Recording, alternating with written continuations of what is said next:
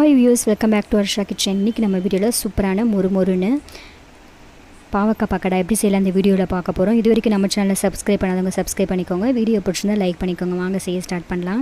இப்போ நான் சின்ன பாவக்காய் ஒரு 1 கிலோ எடுத்திருக்கேன். இதை வந்து நம்ம நல்லா வாஷ் பண்ணி கழுவிக்கலாம். இதை வந்து இந்த மாதிரி சின்ன சின்ன ரவுண்ட் பீஸாக நம்ம கட் பண்ணி எடுத்துக்கலாம். இது கூட வந்து கொஞ்சமாக உப்பு சேர்த்துட்டு நம்ம வந்து இதை கொஞ்சம் நேரம் தண்ணி ஊற்றி ஊற வச்சு எடுத்துக்கலாம். இந்த மாதிரி ஊற வச்சுன்னா இதில் இருக்க கசப்பெல்லாம் கொஞ்சம் ரிமூவ் ஆகிடும். இப்போ தண்ணியிலேருந்து புழிஞ்சு நம்ம ஒரு பிளேட்டில் மாற்றிக்கலாம். இப்போ இது கூட நம்ம தேவையான அளவு உப்பு ஆட் பண்ணிக்கலாம்.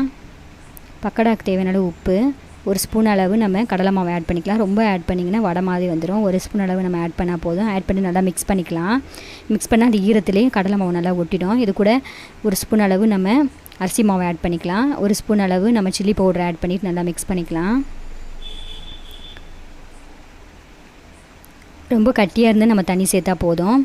இது கூட நம்ம ஃபுட் கலர் ஆட் பண்ணிக்கலாம். இது கூட எலுமிச்சை பழச்சாறு கொஞ்சமாக ஆட் பண்ணிக்கலாம். இப்போ நல்லா மிக்ஸ் பண்ணிவிட்டு நம்ம தேவைப்பட்டால் மட்டும் இதில் நம்ம வாட்டர் ஆட் பண்ணிக்கலாம். இல்லை ஈரப்பதமாக இருந்தால் நம்ம தண்ணியை ஆட் பண்ண தேவையில்லை. இப்போ நல்லா இந்த மாதிரி நல்லா மிக்ஸ் பண்ணி எடுத்தாச்சு. இப்போ வந்து எண்ணெய் காயவும் நம்ம அடுப்பில் போட்டு எடுக்கலாம். இதை ஒன்று ஒன்றா போட்டு நம்ம பொரிச்சு எடுத்துக்கலாம் தனித்தனியாக. இப்போ ஒரு சைடு குக்காகவும் நம்ம மறு சைடு வந்து இதை நம்ம திருப்பி போட்டுடலாம்.